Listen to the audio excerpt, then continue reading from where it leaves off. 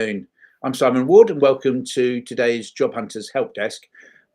Today's session could be really, really fantastic, or we could be off air in 10 minutes time. So we've opened this up as just a straightforward Q&A session, and we've decided that if no one asks us any questions, we're going to ask each other questions. So Greg is with me as always. If you are listening, thank you very much for giving us your time.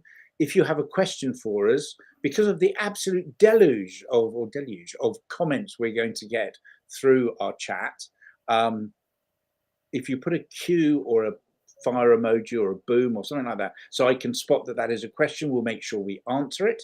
Other than that, please share your opinions, your answers to questions that either we get through the chat or we ask each other questions on. And if there's nobody out there, and you are now watching this on the recorded version, wondering where the hell the audience were, we'll probably wrap this up once we've run out of questions for each other. Might be done for two for a change. Yeah, absolutely, because we usually overrun. And of course, if there are no questions, I can manage this session a little bit more professionally than I normally do, because there's no distractions.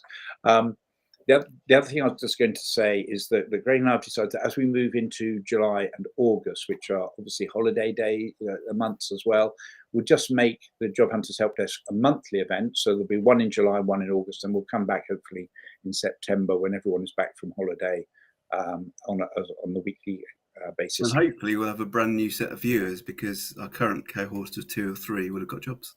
All of them will have got jobs during the summer. And okay, so let's start with that. Here's my first question to you, Greg, in the absence of questions from anybody else. My first question to you, Greg, is to what extent does the jobs market close down during the summer holiday months of July and August? I don't think it's as bad as it used to be, because I think the advent of video interviewing enables more flexibility in diaries. So companies that have the urgent vacancies can still push on. I mean, I'm as you know, I'm a low volume recruiter, but last 3 years I've been quite busy in July and August. They've all gotten completely wrong. my wife said to me, you should have just taken August off for the last 3 years. But there you go, can't complain. I had stuff to do, it just didn't pan out quite as I expected. And I think if you're working with big organizations, the roles are still there, so the requirements are still there for recruiters to work on. But I think if there is a difference in July and August that I used to notice, was if there was more than one person involved in the decision-making process, then it tended to slow down through July and August, because there's greater likelihood that one of them would be on holiday. But mathematically, it shouldn't drop that much. Most people go on 2 weeks holiday during that 8-week period. So mathematically, very roughly, it tells me that about a quarter of HR people, recruiters, hiring managers, etc., should be on holiday at any one time. Does that make sense, or am I just talking nonsense? Yeah, I mean, I think you can look at it that way fairly accurately. But I think, the macro point is probably more relevant, which is, what's affecting the market. And obviously we've got this scary situation in Iran at the moment. That's going to have a bigger impact than the sort of holiday type stuff. Because I think what will happen is when the market kicks forward, there will be certain types of roles that need to be recruited. And so they'll find ways to make it work. So you might have like stop-start interview processes, but I'd expect if there's an opportunity to look at them, they'll carry on. Yeah. And I think in terms of resilience and wellness, it's really important for people to be aware of the circumstances they find themselves in through July and August. Some people, I think, advisedly just packing their job and say, right, I'll have 2 months off. And I think that can be difficult. So it's hard to start that momentum back up again. But if you are finding you're being ghosted more often, or processes are stuttering, just be aware it is July and August, and cut yourself a little bit of slack, cut your job hunt that little bit of slack, and those who are engaged with it, recruiters, HR and hiring managers, etc., so that you come through to the end of August stronger and in one piece to fight on in September if you have to. Nadeem, thank you very much. Okay, so this is so Nick. So Nick came on last week, which was fantastic, and he's come up with a question. Nick, you're an absolute lifesaver. Thank you very much. I'll come back to Nadeem's comment in a moment. Question: do you see Christmas being worse than the summer for recruiting slowdown? Also, what can people do to mitigate this? You can start with that one, Greg. Well, funnily enough, the day of the year which has the highest average density of job offers for me remains the day before Christmas shutdown. I think it's just the mentality of trying to get things wrapped up before the year. All these holiday periods can slow things down, but they can also be opportunity to galvanise action. We want to get it done before this period, and so on and so forth. Or equally, the way that companies do recruitment cycles, it may finish up. One of the clients I used to work with had their H1 finish at the end of June, so you get a big batch of vacancies approved on July 1st, but then you'd have who's actually available to run the interview. So actually there can be recruitment irrespective of the holiday period. I think what tends to happen though is more that at Christmas people's attention tends to wander and think more about family dues and piss ups and so on and so forth. So I think psychologically Christmas will probably be a little bit slower, but I think with both of them these days, I'd expect less of a slowdown than before the pandemic, just because companies are more fluid with diaries. Yeah, I would agree. I think it isn't. Christmas, in my experience, seems to start somewhere towards the end of November. And as an internal hiring manager or an internal recruiter, you start getting inundated with invitations for lunches and drinks and piss ups and all sorts of things that go right the way through, because I think there's huge pressure on recruiters to take hiring managers and internal recruiters out because they think their competition is doing it. So we just get this cycle, and I think that slows things down. But I think there's a mentality piece around New Year. I've always said that come 1st, 2nd, 3rd of January, when you've sobered up and your hangover's gone, the vast majority of us tend to do something related to a New Year's resolution. We look for a new job, we leave our partners, we stop smoking, we try to lose weight, whatever it is. I needed all of those in 1 January, and it's really depressing. But I think there is an influx of candidates coming into the market in January, which is driven by this desire for change in the new year. And just taking time out of work as well, and you naturally think about it, don't you? Yeah.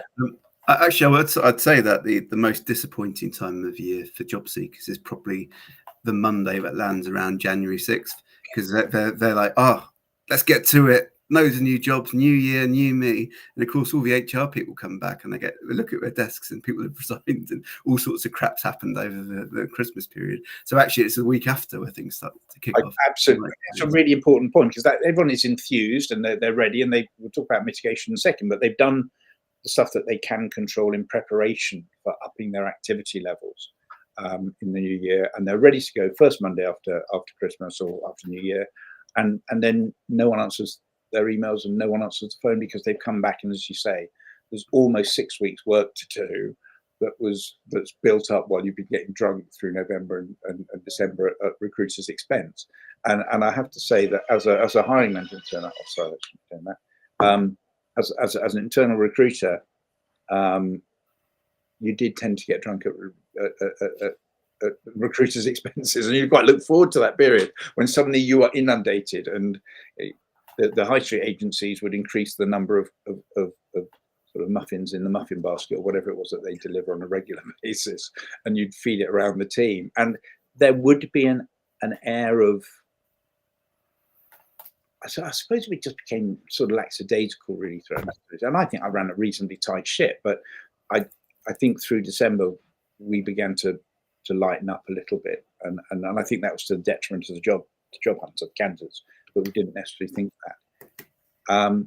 Is there things that people can do both over the next couple of months, and we'll also talk about that lead into Christmas, that would mitigate that slowdown, do you think, Craig? Well, I think whenever you've got a slowdown, it's like running a business, isn't it? You either work in the business or you work on the business. So when there's opportunities out there and you're busy going for them, it's quite hard to take that step back and look strategically at what you've been doing and where you can find improvements. Whereas when it has slowed down, I mean, that's a good time to do the other things you've been putting off. So I'd go back to basics and revisit my CV and just make sure that represents me in the right way, that has meaning for the people I want to speak to. Have a look at the different avenues I'm taking, have a look at my sort of overall strategy, maybe do some of those things I've been putting off. So, if you haven't been doing those posts on LinkedIn and there's fewer applications to send out, why not do that and just start to build a bit of momentum? I think if it is quieter for employers, it might be quieter for recruiters as well. So that could be a good opportunity to try and build those relationships with people who haven't been picking up the phone, because maybe they'll have more time to do it. Although I'd expect probably the opposite will be true. I suspect so. I think it's true. You build up that bulk of work that you can then use. So in terms of posting on LinkedIn, for example, you can write your post, get yourself organized, and you can create a schedule that starts, say, on the 6th of January, because it probably isn't particularly valuable to have, you slave over a post and you love it and you polish it and you think it's absolutely fantastic. And then the next day is Christmas Day. And there's not a lot of point of posting on Christmas Day, although there is some interesting data around the number of people who make job applications on Christmas Day. Well, rejections received as well. Yeah, absolutely, which is kind of fun. Let's see what Nick has said. Hold on a second. So Nick has said, job hunting in this market is really hard for lots of people. What's your best tips for developing resilience, keeping positive, not going insane? Greg, do you want to have a go at that? Thanks, you're just giving all these ones straight to me. Well, I wonder how long I was going to get away with it before you noticed I was just using your answer as thinking time. It's a really important point by Nick, and I don't think it's something that's talked about enough by job search coaches and career coaches, which is the whole mental challenge of going through a tough job search. And it's not just about the market and lack of vacancies, it's also very personal, because you start questioning yourself and your ability, as in, is it actually me? That's the reason I'm not getting a job, rather than the common sense of a difficult market.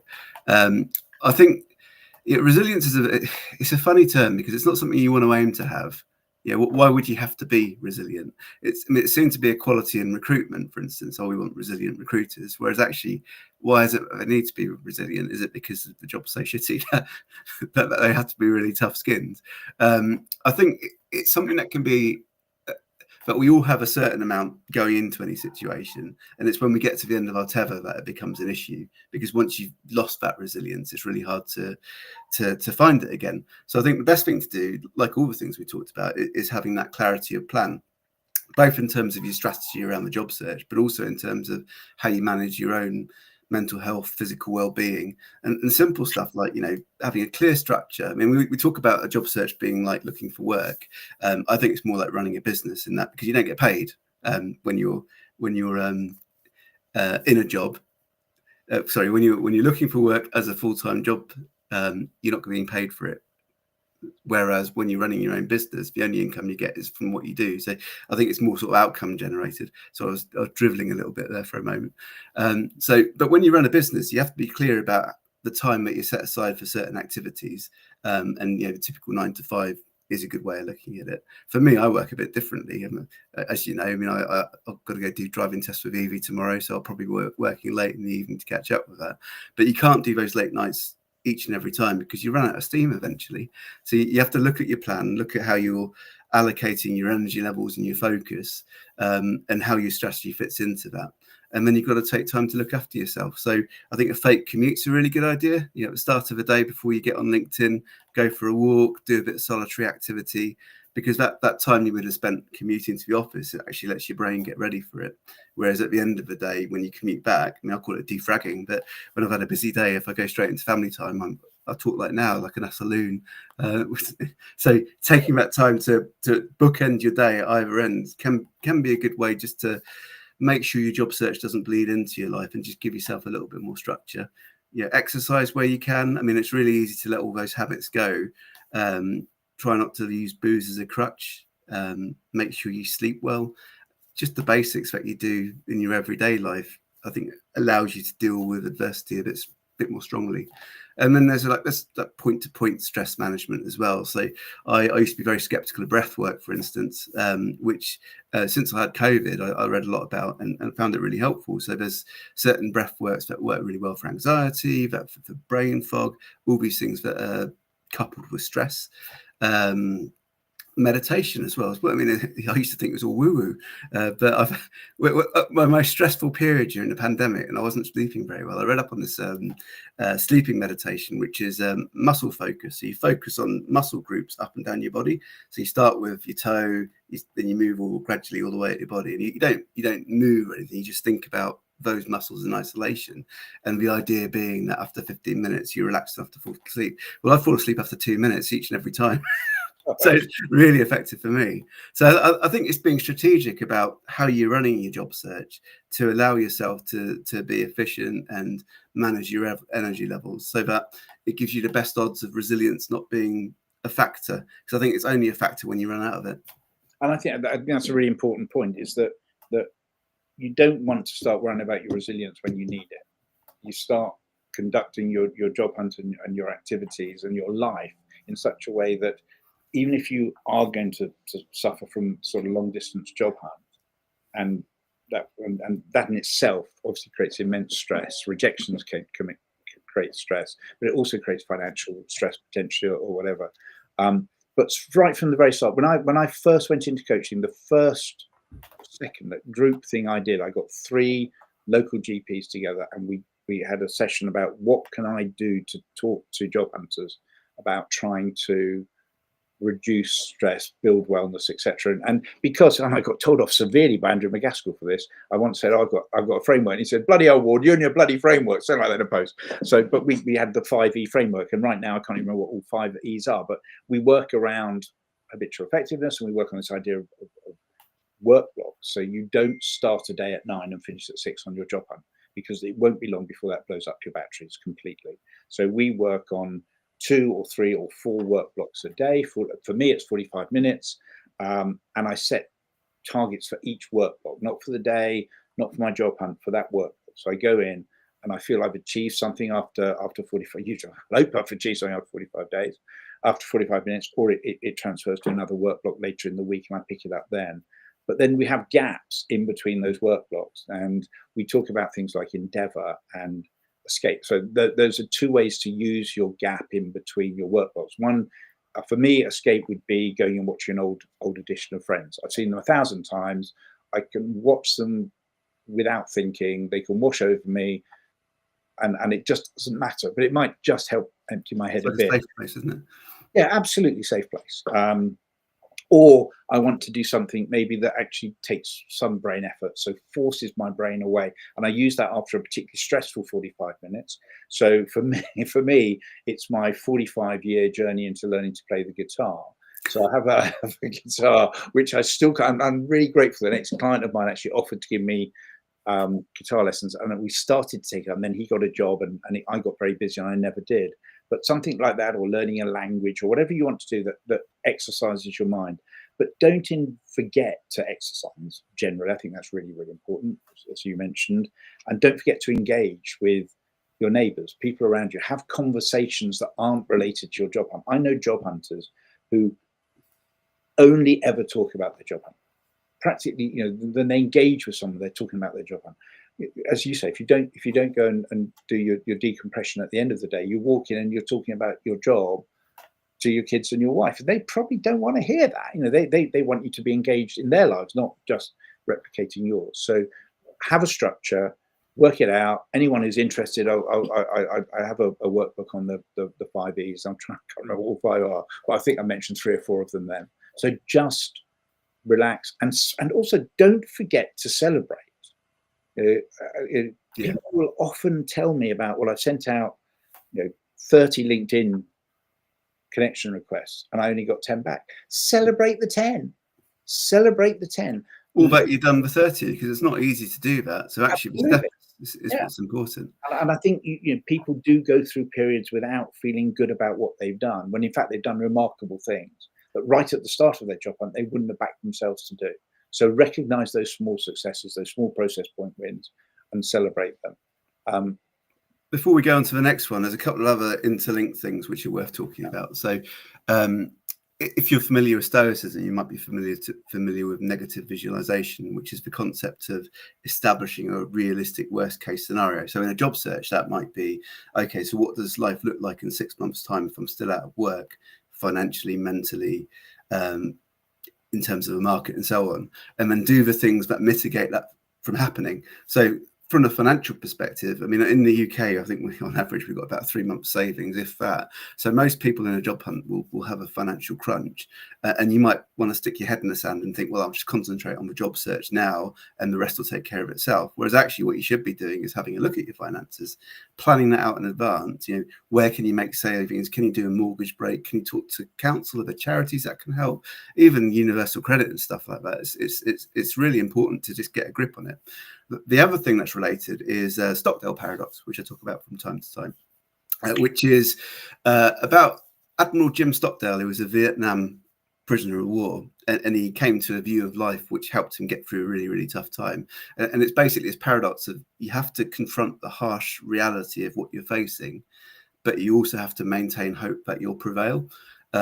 And it sounds like it's paradoxical because on the one hand, you know, we like to visualize and we like to hope that things come better, but unless you know what you're dealing with, you can lose resilience really quickly. And it's a trait that's been found to be in some of the most successful CEOs because they tend to look at what's going on in the business and what they need to deal with rather than hope that Q2 will be better, Q3 will be better, and let's just ignore the crap that's going on at the moment. And yeah, you see where that goes wrong in the press all the time. I think there was a university up in Scotland where the dean and the vice dean were pilloried by the government who they'd asked to bail them out because they just ignored this massive hole in their finances.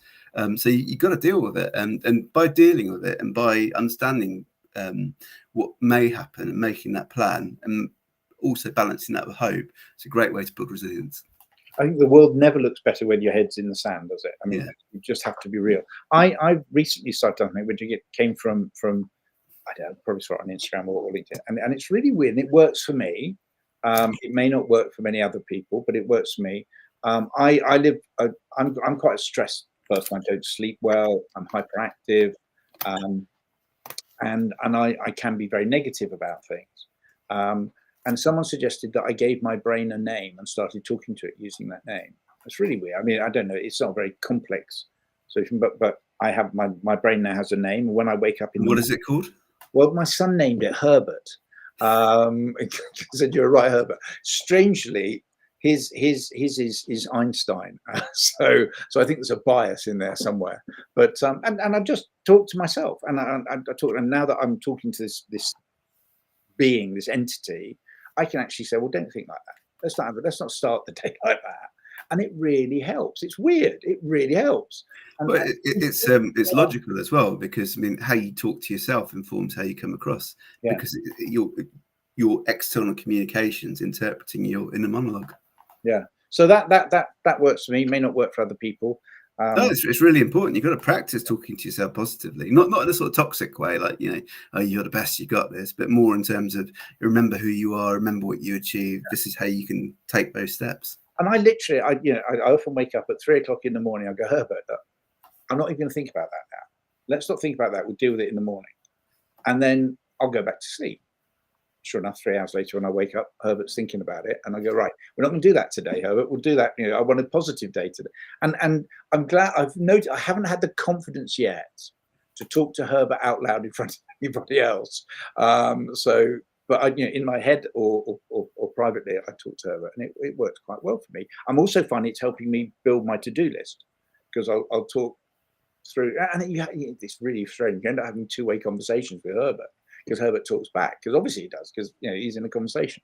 So that works. That's another thing. So I think that's a really important thing, and it's a great question from Nick. I'm grateful that you brought it up. A couple of comments that have been made on that. One from Kenny, which is absolutely that. Negative thoughts bring in negative to life, and controlling that is easier said than done. But when you do control, it makes a difference. Well, it's one of the few things you actually have control over. Yeah. But you can't do anything about the market. All you can do is your place in the market, your thoughts, your actions, your steps. I'm going to come back to Malcolm's comment, but I realised that I was so excited when Nick sent me a question that I missed Nadim's comment. Right, and this is so. Hopefully, I will get another job, one where the funding is actually secured, unlike the last role I secured.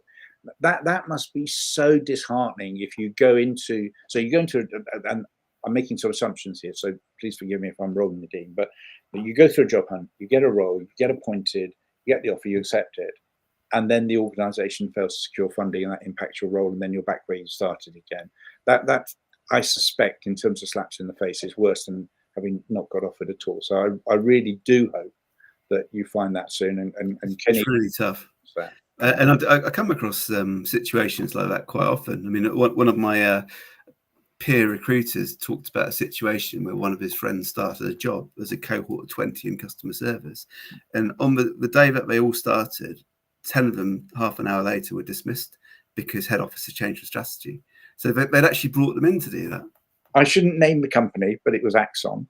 And I should name the person either, but it's a bloke called Mark Hunter, who's a genius. He was a marketing genius, and he built this business, which if he'd sold it at the right time, I've said this before, if he'd sold it at the right time and he got an offer from a broker in Germany, 35ers would have been made multimillionaires. He held on because apparently £500 million, 500 million wasn't enough for him at the time. So he held on, and he ended up making less, and less people made money.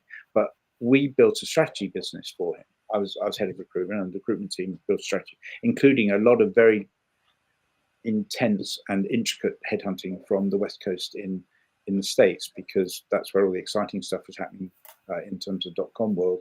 And we had a launch, and we got all these guys in. We had 6 or 7 guys come from the States, a few from Europe, a few from the UK.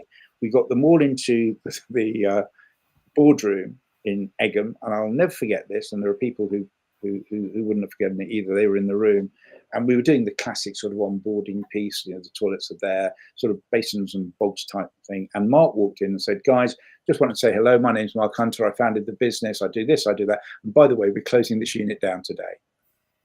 And everyone looked at themselves and laughed, looked at each other and laughed. And Mark said, "I'm really sorry. We had a board meeting 2 days ago." And it's like Monday, so we had a board meeting on Friday, and we decided we're not going to have a strategy business after all. We think it's too hard. And I said to him afterwards, "You think running a strategy business is hard? You should try recruiting a strategy business and then find out what's hard." But yeah, that was, and it was done. I mean, Mark is not a bad man. He's not. He's a really caring, considerate man. But for one moment, he came out of his body and just he ruined, in the short term, 15 people's lives in that moment. No, it's upsetting, and it's a depressing reality of the kind of market we're in, which is you can feel like it's the end of your job search and then find yourself having to do it again.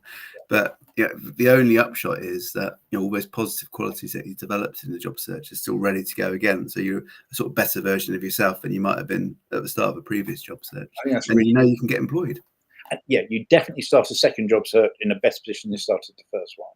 And this is my number one cliche of the day as we're talking about this, and probably everyone on the call has heard this, and I apologize, but it's really worth remembering. You are never made redundant. No individual is ever made redundant. Your role has been made redundant. There's a division between the individual and the role. I have been involved in conversations which have led to people being made redundant. I've been party of fairly large redundancy exercises in large organizations. And not once was a name ever mentioned. It's always the role title if you're doing it properly. I know it doesn't help because it feels very, very personal. I think that the problem is that companies do, when they make redundancy programs, often highlight certain people that they would want to make redundant if they could. And it's a small proportion of it, but it then leads to the perception when I talk to hiring managers, people have been made redundant, have been made redundant for a reason. And it's a really shitty assumption. And all I can do and recruiters can do is push back on that because we know what the state of the market is. But yeah, you're right. In most situations, it's the role that's made redundant. It's not the individual. So, feel your feelings, but don't feel like it was your fault. And I don't know an organization that has ever made anyone redundant because they're being successful. The broader organization has financial challenges, and they look to where they can save that, and they look within the business. And there are certain layers of management, for example, that are greater at risk with that sort of thought. This is an interesting comment from Kenny. 30 years in my industry, I had a massive hit with a recruiter with a negative response on my CV. I accepted the negative and turned it into a positive, changed what was needed. But she was really impressed.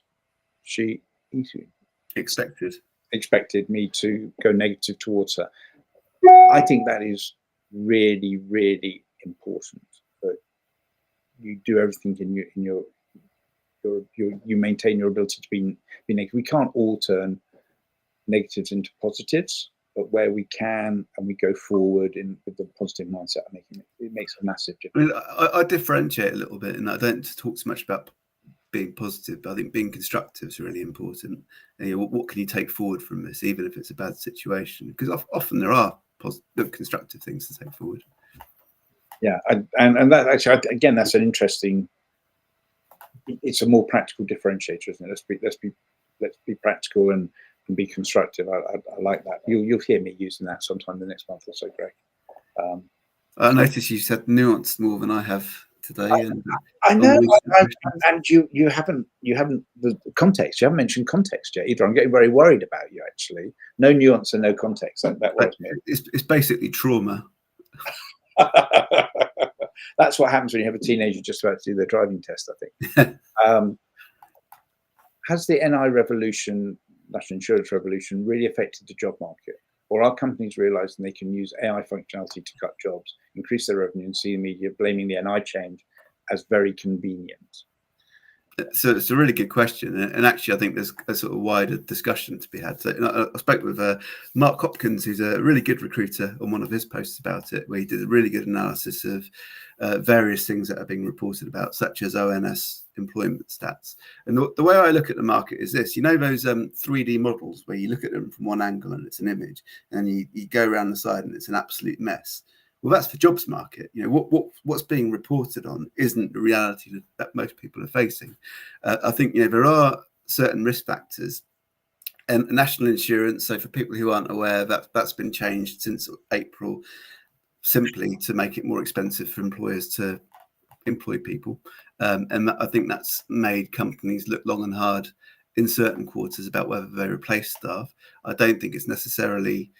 I know some companies, I think, was it Sainsbury's, I forget, said that NI was why they were making people redundant, allegedly. I can't remember the specific detail of it. But whether or not that's the reason or an excuse is really difficult to pass. I think, for an organisation like that, it's not a huge amount of money, whereas for smaller companies, it is more of a significant impact.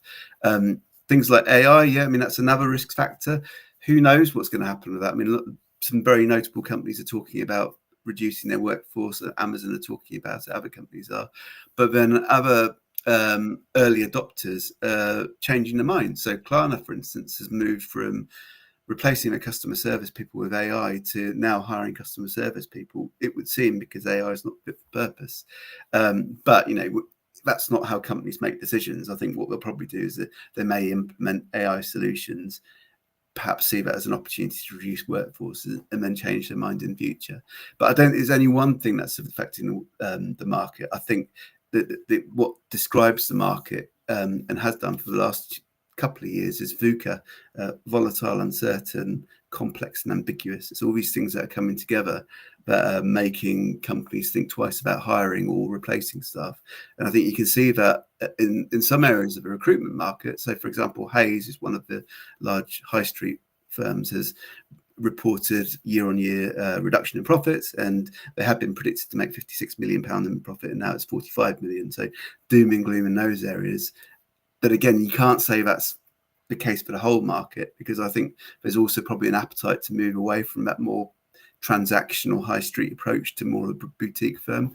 So it's a very roundabout way of saying that there's lots of factors going on that affecting the market. I think we are in a weak market at the moment. I think there's probably quite low confidence, but there still are jobs out there. And I think, all you can do is get your affairs in order and put your best feet forward.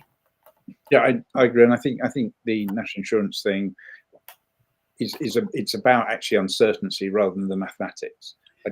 Same with day one rights as well, because that was made a big deal. But companies still have probationary periods. The only thing is that it's fair discrimination. It's fair reasons for dismissal become more of a factor. Yeah. If you're going to get rid of someone for a fair reason, you have to prove it. Whereas if people are still in a probationary period, that's different. But it's perceptional. So, and I think also the conversation that are going on among employers and individuals to try to circumnavigate the law. So you'll often he's asked me to have a conversation without prejudice, and you know what that means. And it just means actually we'd like you to lose the business, and we don't want to have to be tied up with the regulations that protect you. So let's see if we can find a number that makes you happy to go. Very interesting comment from Joe. I have a fairly strong view on this. I've read a few posts recently from job seekers where agencies have told them hirer did not want CVs from maturer candidates. When I was in recruitment, I pushed back on that. Greg, have you been asked that, and how would you handle it? I'm interested. I'm really shocked that recruiters are saying that, because it should be our position, as Joe did, to push back on hiring processes. I mean, we talked about bias the other week, and I think actually a lot of the time when bias comes through, such as we don't want older workers, it's not necessarily because of age discrimination, it's because of assumptions. So what I tend to do when someone comes back to me with a dumb move like that is challenge them in a nice way. So what is it about an older worker that turns you off? And often it's not actually about age. It's, well, we want someone who's going to commit, or we want someone who's going to keep to challenge the status quo, and we've had bad experiences in the past. So actually then it becomes more of a capability issue. So what you don't want is someone who isn't going to challenge, or what you don't want is someone who's going to bugger up after 6 months. But then it becomes more about retention. So all of these things have a root cause typically, unless they are actually dum-dums and they're discriminating. But for a recruiter to say that, I mean, it's their job to push back on the employer. I think it is, and I think also recruiters. I'd like to know where the line is drawn with the recruiters that put those posts up. So, what would their response have been if the hirer had said, "I don't want CVs from black people," or "I don't want CVs from younger people, from women, or from disabled people, or anything like that"? Everyone has a line, and I'd like to think companies have a line as well, where they go, "Right, actually, well, that's fine, but we're not going to work with you." I think recruiters have a responsibility to drive standards in the market where employers allow those standards to drop. And it's an unfair pressure on recruiters, particularly when the market is tight. I know it's really hard to walk away from work when you spent so much time and effort getting it in the first place. But if we are working with employers who are prepared to share their willingness to break the law with you and make you complicit in that, I think at some point, the recruiter has to say, "I'm really sorry, but I'm not going to work with you." And purely from a commercial perspective, if you want to be really cynical about it and be a recruiter that's happy to represent an employer that discriminates for whatever reason, then you have to advocate for that business in a way that doesn't show they're discriminating. So there's no excuse for someone doing that. We should be pushing back, and we should be making it an advantage for employers to recruit from a wider pool of candidates, which ultimately is what diversity is. And I think that responsibility from people who live and breathe recruitment and are evaluating candidates all the time. When we're dealing with a hiring manager, they often are doing it part-time, and occasionally, if we can use our experience, our expertise to educate, I think that's a good thing.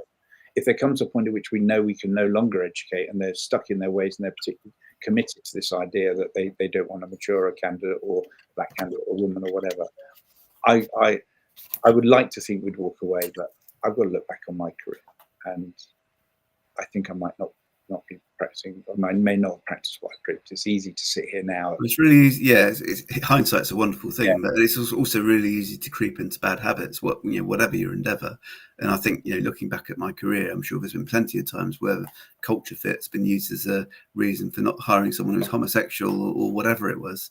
And you're not in a position to challenge then at that end point. Challenging at the top point at the start of the process is where we can make a difference. This is an interesting point from Kenny, because it's a bigger point. It's all about, anyway, let me read it. "My industry has died here in the UK as an estate house manager. Many have left the UK, making it near impossible to move forward with this. I have now started my own tech-based business that will change the industry. Sometimes door careers end if you," I suppose it says let them. Where's it gone? Hang on a second. And if you're strong enough, you can always move forward.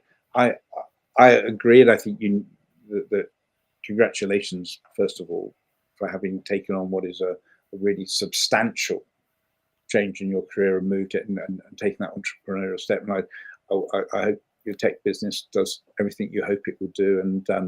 And when you've made millions, you can come back here and tell us, and you invest in mine Greg's business. But I really do. I love that entrepreneurial response to the deafening industry. I was in Yorkshire way back when in the miners' strike, and you just saw communities being destroyed by the death of an industry, and that has continued. My dad worked in the car industry. That doesn't exist in this country anymore. So it's And constant. it's continuing to change, isn't it? I mean, I had such a sort of profound conversation with my father-in-law in Newcastle. I think it was about 2006. We were walking around the shops, and he pointed out the beautiful gold gelding, the leaf lettering on shop fronts. He said, that's not a skill that exists anymore.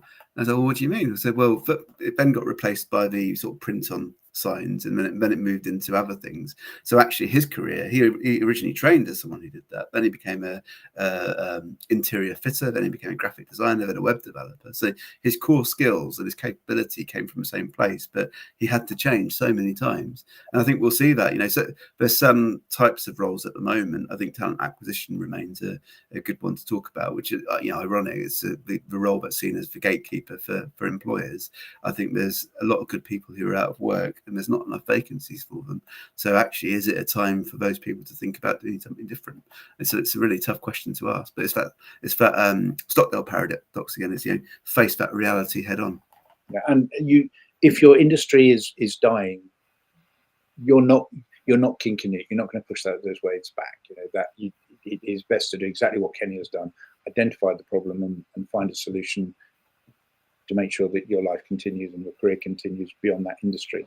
When I work with school leavers and young people, in my case, that's nearly everybody, but people who are younger than me, will often say that if you're leaving school today or leaving university today, 70, I have to go and check what the numbers were, but it's a significant number, not as high as 70, I don't think actually, of individuals will spend 1/3 of their career in an industry that doesn't exist today. And that is the counterpoint to what has happened to Kenny, that there are industries coming up. The AI industry is the obvious choice at the moment, but we can go back to mobile phones, we can go back to computer games and all these things that didn't exist when I left university. Sadly, email, but all those sort of things, there is a counterpoint. So those industries don't have people with experience. So I was talking to a candidate yesterday who had been turned down after second interview for a job because she didn't have 5 years experience in AI. Jesus. The fact that she was still there and talking to me was... Well, technically what AI is now is a evolution of the kind of automation that's been around for a long time. It's just bundled up as AI. So you could argue that's the case, but I mean, it's definitely the case that companies whack 5+ years experience on technology that's not been around that long. Yeah. I can't remember the name of them, but there's someone invented a certain technology, and he applied for a job which used that technology, and he was rejected for not having enough experience in the technology he invented. A long time ago, I used to recruit in SAP, and the language underneath SAP is a thing called R3. Before that, inevitably became R2. R3 came out at about 98, I think, 97, 98. And one of our competitors, who were quite aggressive and unpleasant to us, actually put an ad out saying we want people with 5 years experience in R3, and R3 had been around for 2 years. So we made quite a lot of fuss about that, and they responded by putting one of those sign vans outside our office saying, don't work for Axon, come work for Druid, and their phone number, which is one of the most aggressive things I've ever seen. Is that legal to do? Because I know one of my mates in Canada, he works for EA Games, and I think they put, allegedly, because I can't remember, it's 10 years ago, they put a billboard up opposite their competitors saying, this is the new game coming out and we're recruiting. It was a portable billboard, and it parked outside our office for 2 days before the two managing directors had a conversation, decided not to do it. But my recruitment team once had sandwich bags printed up, and we gave them free of charge to all the sandwich shops around the big 4 offices. That's brilliant. So when anyone came out, they bought a sandwich, they went back into their office and it had Axon's phone number on. That worked quite well for a little while until people threatened to kill us. So we move on. Anyway, the overall thing, I'm so glad that Kenny brought that up, is that there is a counterpoint to failing industries, and that is new start industries, and there's a counterpoint to failing industries, and that is your own initiative and your own. I mean, that AI thing is a bit unknowable, but I think the key point for me at the moment is it's not AI. It's marketing led, a lot of that. When actual AI comes out, who knows what's going to happen? Yeah, and I guess it's being worked on at the moment. I'm not going to bore people with my experience of AI over the last week or so, but it has not been as satisfying as I would have hoped. Let's see where we're going to next. Another one from Kenny. I am seeing three jobs in one, and it's down to the recruiters, to the recruiter having knowledge of the industry and how hard it is. Kenny, do you get that, Greg? I'm not sure if I understand that one. Oh, no, perhaps you sorry, could clarify, Kenny. Are you talking about recruiters having 3 jobs, or are you talking about you applying for jobs which have too many responsibilities? And it might be talking about the generalist type roles that will be coming out more and more. He did apologise for his typing. I'd just like to say that, but I'm not sure if he's correct there. So can you come back on that, because that would be good. Joe, there's a comment here on you from Malcolm J. Phillips. Recruiters should be able to get away with. Shouldn't be. I think that should be. Shouldn't they? If I know Malcolm, should be. External recruitment firms are infamous for harvesting CVs. Should they abide by code of practice? Oh my God! Now that Malcolm, it's a very old conversation, that, isn't it? Yeah, it was the night there was I wasn't working at the time, but my parents, as yours might be, running a recruitment. In 1974, Recruitment Agencies Act came out and actually attempted to set standards for recruitment companies, and that sort of faded away. I don't know if it was taken off the books, but I don't have a huge amount of respect for the organisations that are meant to police the recruitment industry, because they're fundamentally paid for by the recruitment industry. So I don't. Yeah.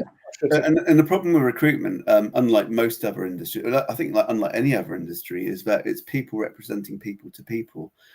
So if you've got a code of practice, you're creating a skill set that isn't directly relevant to the service that we're providing. So what will happen is that companies get good at abiding by the code of practice, but they'll still do the behaviour that they want to do. Yeah, I think it needs something more stringent than a code of practice. There should be certain behaviours that are outlawed, and there should be a more. There may be, and I might talk about. Technically, harvesting CVs is contravening even the old Data Protection Act, let alone GDPR. So, but ICO doesn't have capacity to deal with that kind of stuff. So a lot of these things are legislated in some way, but I just don't think there's any point chasing it up. No, I think, Malcolm, we just have to understand that there is. We talk about, and to some extent you have done it here with the external recruitment firms. We talk about recruiters if they're an amorphous mass of these people who all behave the same, work the same, and there are good and bad guys, and that's the same as every industry in the world. And I think because less able or less ethical recruiters can have a massive impact on an individual's career and therefore their life and their family and everything else. They get called out, as do bad policemen and bad teachers. But I think we shouldn't expect more of our recruiters in terms of ethics and consistency than we do of our police force or our teachers. And we should recognise that there are some really good guys. Yeah, look at the issues that have happened through codes of practice, like in hospitals, the targets that they have to hit, which don't relate to care, or in schools, like the increasing amount of make work to hit certain performance targets, which aren't related to educating children, which make it harder to teach. And I look back now, and there's a guy out there by the name of James who'll probably know what I'm talking about. I hired him from one of the largest RPO businesses, and he arrived with their database of candidates, literally tens and tens of thousands of candidates. We were 8 people sitting in rooms in Chelsea at the time. So A, we didn't wanted the database. B, and I should have actually said, James, thanks very much, but we're going to rescind your offer or whatever, because he didn't fit the ethics of the business. And sure enough, a year, 18 months later, he stole 4 of our clients and set up his own business. And I was given the notice of that, and I didn't take it. And I think we all regret things, and sometimes the things we regret have had a massive impact on individuals. And we should remember that when we're talking about recruiters, that sometimes recruiters do things that they regret at a later date. It reminds me, I've got to go back to some candidates that I haven't kept up to date. Yeah, I mean, try and do a good job, but it's easy to let things fall by the wayside. Now, this is interesting. Again, Malcolm takes the one step further. Should job seekers be able to take recruiters or recruitment firms to tribunal or court, funded by third parties, charities or government, if they believe they've been taken advantage of or torpedoed? Job seekers don't seem to have any legal redress. Well, I'm not sure what torpedoed means. Do you know, Simon? Or I assumed that by that he means that they have been taken out of a process without justification or Yeah. reason. And we sort of go back to the conversation we had a couple of weeks ago about unconscious bias. Human decisions are very, very difficult to prove. And it's I think it's a line from A Few Good Men. It doesn't matter about what you can show; it's what you can prove. You can't handle the truth. And then there's that one. And if my wife is in here, she'd give you the whole script of the whole film. But I think and it is one of those counterpoints in talking to candidates, is if employers start creating the type of employment or recruitment function, recruitment process that they would need to have the data to protect themselves against legal action, some of the first people to complain would be candidates. If you walked in and the recruiter didn't engage with you and they asked you very simple questions, they jotted down your answer, and they went to the next question, jotted down the answer, everything was in writing, everyone got answered, he asked exactly the same question with exactly the same amount of time to answer it. That is what they would then need to use evidence to say, well, I didn't hire this person because we scored it, and he got, or she got 6.3 on that answer, whereas the guy who we hired got 7.8. But it would be candidates who would be outraged about that sort of process, in my experience. I might be wrong, but in my experience. So it's very difficult. I mean, unless you can specifically prove that something illegal has happened, and there are lots of illegal things that happen in recruitment processes. You just look at adverts that ask for 5+ years experience, even if it is a technology that does exist. That discriminates at both ends of it, because it discriminates for people who've got 25 years experience or people with 2 years experience who invented the technology. But technically speaking, that's proof of illegal behaviour. But what's the benefit of doing that? How does that help you get a job, which is ultimately your goal, compared to the pain of going through that process for some sort of nebulous gain? So I think, if you can prove it and you feel there's something systemic to fight against because that company's blacklisted certain demographics on an ongoing basis, and you feel that way inclined, go for it. But I think, in a job search, look after number one, prioritize and getting a job, and don't get distracted by things that are very painful to go through. And I think also we talk about recruiters as individuals, and they're the people who have answered our phone call or responded to our email or whatever. I'm managing a process. I think their behaviours almost invariably are defined by the way in which they're managed in the business. And I think the issue is around recruitment firm leadership rather than the individual recruiters. And when I was creating PSLs for different companies, we'd always ask to see the commission structure in an organisation, because money drives behaviours. And if you could understand how people are going to be paid in the business, you could really quickly understand how they're going to behave. And if they were going to behave in a way that didn't represent your brand, you didn't put them on your PSL. So there's, I think, a lot of recruiting, a lot of people will go to the pub and they're having a drink on a Friday night and say, oh, what do you do for you? I do a recruit. I'm a recruiter. And the individual they're talking to looks down their nose a bit, but they're actually behaving inside the parameters that they're being set by the leadership and the owners of that recruitment business. And that happens in really big businesses and small businesses as well. So I've networked with quite a few recruiters throughout my career, and there's actually only 2 people that I can think of that I think were genuinely bad people. The rest were operating within a certain system. Yeah, I know a couple of people who are definitely good people, but were prepared to drive people to do things, not illegal things or immoral things, but the way they work. I spent 2 years of my life, 80 phone calls a day. I had to make 80 phone calls a day because that's what was being collected on the bit of software on my phone, and they had to be over 2 or 3 minutes, and it didn't lead to intelligent conversations. But look at it this way, from a jobs market perspective: if you've got a process which forces recruiters to work in a certain way so that they fill 6 vacancies a month to achieve target, technically those 6 vacancies are either for job seekers or will lead to further vacancies called backfill, where the employer of that person who's taken the job then seeks to fill that. Whereas someone like me, when I'm busy, I work on 3 vacancies at a time. So I might only help 3 people by doing that. So that transactional process can help more people, even if it leads to behaviours that might upset unsuccessful candidates.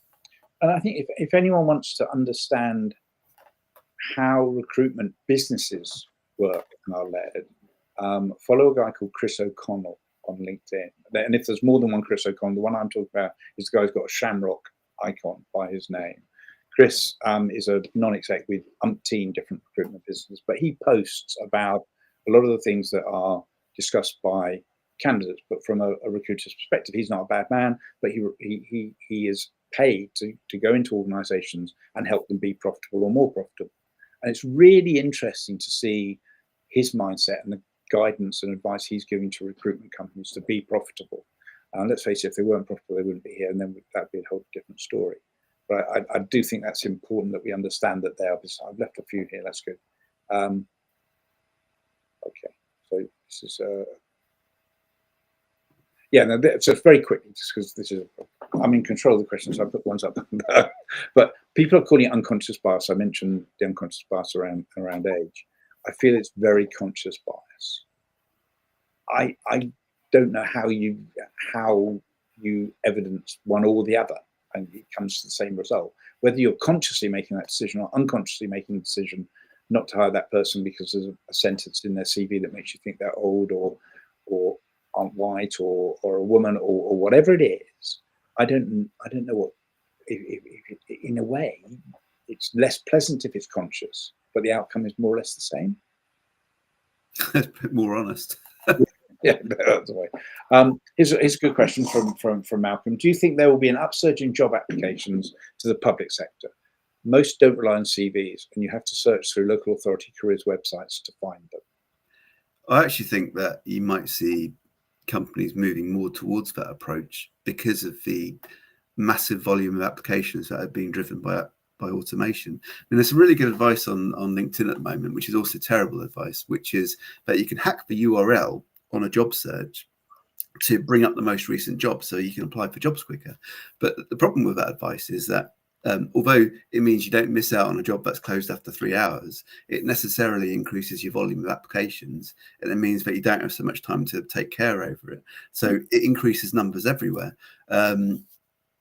400 is probably the normal upper limit of what you'd see in an advert before it should be taken down, because you expect a high proportion of applications to be wholly unqualified. As much as 90% is what we tend to find on average. But it's a huge issue when you've got a number of vacancies, and how much time do you have to assess candidates? So the benefit of a public sector approach is because there's a specific friction that they put in the process, so that you have to complete an application form. And they really often, civil service really favours star format in how you complete application forms. There's some really good people who work for ONS, actually, their recruitment team, who put out some fabulous content about, said context by accident there, content about how to navigate public sector application processes. So if you go search for Office for National Statistics and their talent acquisition team, there's some great people to follow there. But I actually think the friction they've got in there could be a good way to navigate the upsurge in applications that we're all seeing. And I think the other thing that we're going to see is, because AI could potentially aid with falsifying applications such as deepfake interviews, we may see a move at some point to in-person interviews again and application forms as a way of mitigating that. So actually, I think that kind of old school approach could be a viable tool.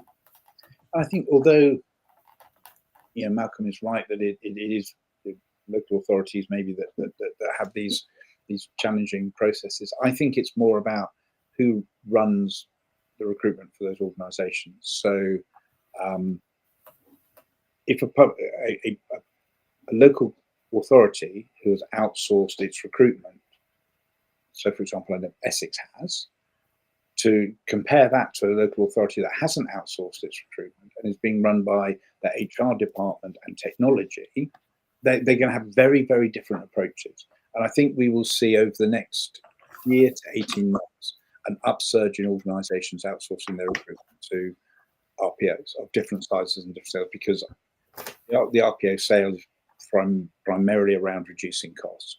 And as we go through difficult times in our economy, cost becomes more and more the key driver in the discussion when you're talking about making changes in recruitment. So I think it's who does the recruitment as much as what sector you're in. And, so, for example, a county council or local authority hiring process can be exactly the same as a leading bank if the same outsource organisation happens to win those two deals, because RPOs sell on the basis that they're very unique and bespoke recruitment processes. But fundamentally, I could go into any large organisation, spend a day in their recruitment company without asking anyone who they're employed by, and know which RPO owns it by what processes and what technology. So I think that's worth bearing in mind. So Joe wants to point out that you've just admitted to ghosting. It's obviously a very funny comment, Joe, but it's a really good point as well, because I know this isn't what Joe meant, but I think sometimes ghosting gets levied as an accusation against recruiters when candidates haven't followed up with them. I haven't heard back from them. For me, it's been a week on a slow-moving vacancy, so that's what I need to do this afternoon. But I wouldn't see that as ghosting if it's 1 week. Maybe if it's 2 weeks, I'm being a bit slow. But even then, they're still welcome to contact me. So on a broader note, Joe, saying that competency-based interviewing is the first way forward. I worked with an exceptional HR consultant, and we were restructuring the recruitment function of a large financial services business that I worked for. And we did scored competency-based interviewing as a part of the process to work out whose roles would be at risk. And the individuals who sat opposite myself and the HR consultant, the feedback I got was it was almost consistent. It was impersonal, and it felt like an exam rather than an interview. So I would be really interested from the guys on the call who are looking for work at the moment, that if you're going through an interview process, do you want that informal environment where you feel you have a degree of freedom to make your case and it's a conversation between consenting adults, or are you more comfortable in an environment where it's quite formulaic, constructed, and more systemic, like a scored interview? Because I've had that. Every single company I've gone into over the years, I've had that conversation. Well, it's flawed.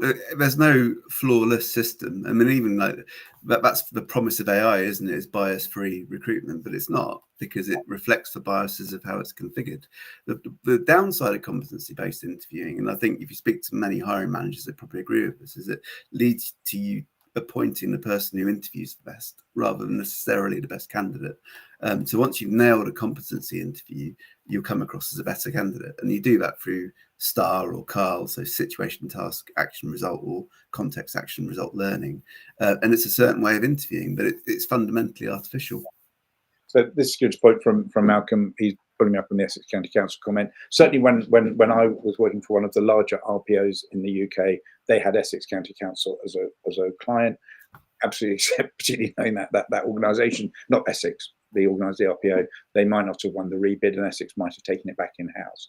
But certainly for 2 or 3 years, Essex County Council was owned by an RPO, but good to know that they moved out, and that link into a local authority site is interesting, the layers that you go through to find. And that's typically done through an ATS. So when you upload it, it'll probably go up into your careers portal, and then it will be propagated across job boards. But actually, I think it's always better if you can to go directly on an employer website rather than through a job board. Absolutely, because employers lose control of their own job description, their own ads, because of job board aggregators out there, and suddenly things turn up on job boards you've never heard of. Whereas if you're in control of the process more, I think good employers who care about candidate experience will want to be in control of the candidate experience through their process. So yeah, I would go to the website every time. And if in this case, the Essex County Council Careers Applications is in-house, you are walking into a process with this gift token around your neck, which tells the employer that you can arrive free of charge, as opposed to coming through a third party who might charge some sort of a fee. And that, as we move into the next cycle of recruitment management, and as I say, cost reduction becomes important. Being a direct candidate with no cost attached becomes very, very comfortable, I think. So this is Malcolm. My wife confirmed that she's regularly contacted by external recruiters for jobs at her school. She's the chief financial controller. She advises them that the school will only take applications through their own website. Yeah, that's so that I mean that's I think is an appropriate way to manage your recruitment, from what I can understand. So when you're saying, so she's contacted by external recruit jobs, so they're trying. Just telesales, isn't it? Yeah. And it's understandable because they don't know how Malcolm's wife works, so they're just trying to find contacts that they can potentially get vacancies through. And I mean, I don't know a huge amount about education recruitment, but certainly with sort of locum style teachers where, you know, with sick leave and what have you, recruiters are a great resource in that way. And there's some really positive things I think about school. So I had a client who is now a coach, Mike Lehman, and I talked to him a fair amount, and I've been a governor of a local school. My wife's been a governor of a local school, so I've been involved in one of the things that I think is standard in schools is an interview process that includes all the candidates arriving at the same day, going through a process on that day, and then the decision being made on that day and actually being communicated to all three candidates. So, or to all the candidates that have got to that final stage, which can be quite brutal, I think. But probably it's common practice, though, isn't it? So candidates expect that. And in many ways, I think it gets around some of the. And in school recruitment, and where I can draw experience of this is my wife having been a head of science some years ago now, and also as a governor.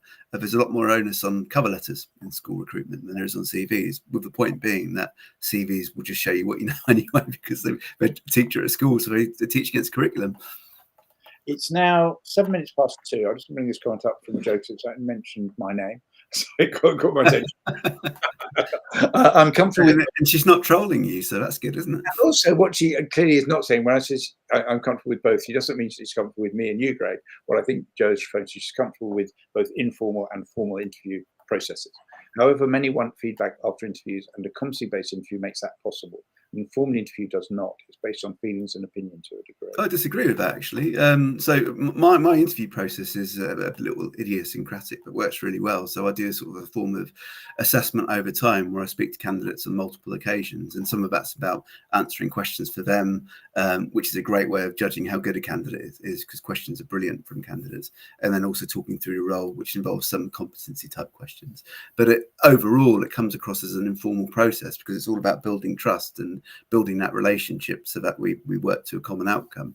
But it also makes it really easy to give feedback, because through that open and direct conversation, we can identify weak points, which will potentially rule out candidates. But it may also be opportunities for them to improve how they're putting themselves forwards, because obviously CVs are only one thing. So I think it's kind of horses for courses. There's lots of ways of doing things, but if you lean into doing things in a specific way consistently, you can find ways to give that feedback. I think that's a really good point. I think also with the informal interview, yes, it is based on feelings and opinion. And because we're all human beings, we don't like feedback where someone's opinion or their feeling about us is negative. And more negative. Yeah, I mean, loads of occasions I'll have a lovely relationship with someone over a few calls, and then they're a no, and I say, oh, would you like feedback in a call or by email? Or by email's fine. Then I email them back, and then they're all right, thanks, and then that's it. I'll never hear from her for again, and they're obviously pissed off about it. And why wouldn't they? I've mentioned on these calls before that when I interviewed and I was doing the first interview, I was head recruiter, so I was doing the first interview and then passing candidates on into either technical interviews or other interviews in the business, depending on what the role was. I used to challenge myself that as soon as I knew I wasn't going to pass a candidate through to the next stage, I told the candidate in the interview, because that forced me to have that discussion.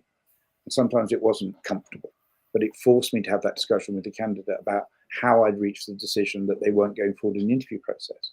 And on occasion, I was proven to be wrong.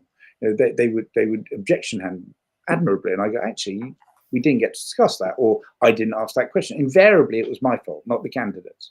But I do think that we beat recruiters up for giving feedback that we don't like.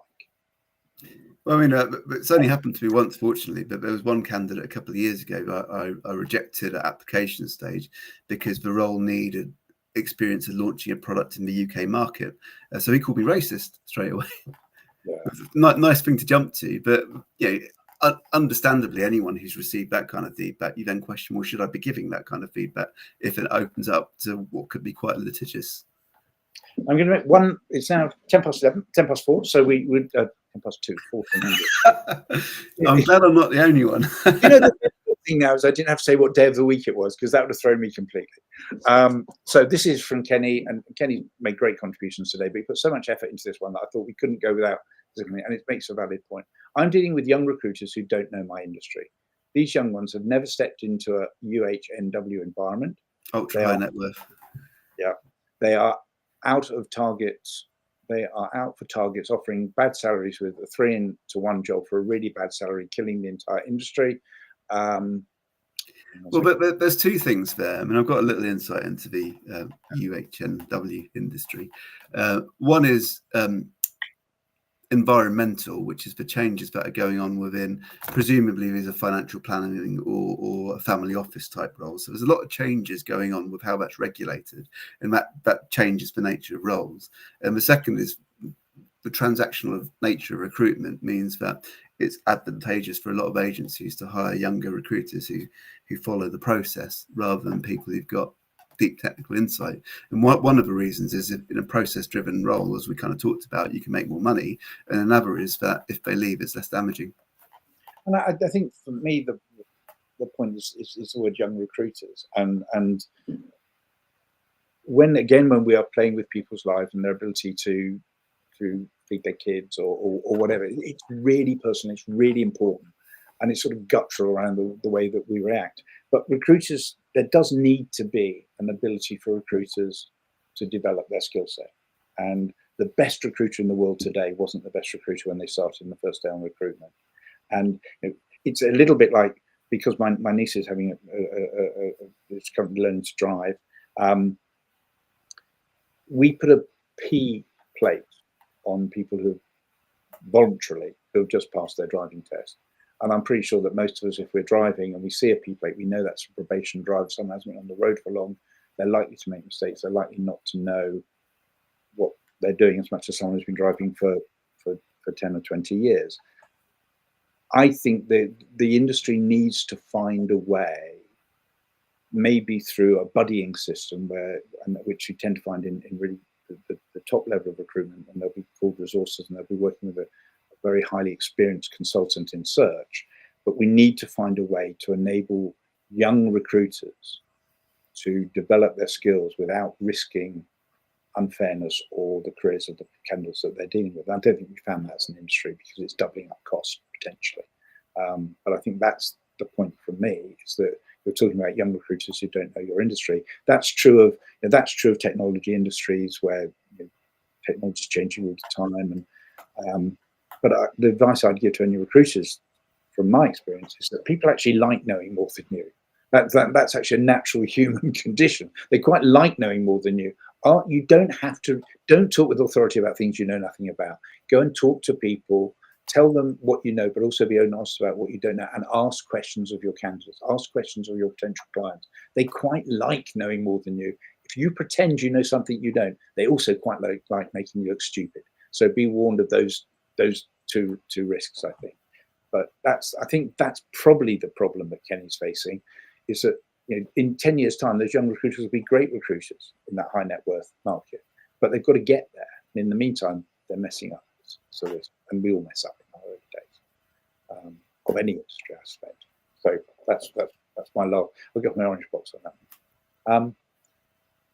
Let's have a look. I did say that was going to be the last one, but I've got to say I'm absolutely shocked and grateful for the level of comments on today. Oh, great questions. It's been fantastic. And it's the last one for a little while, isn't it? So might as well make it a bumper.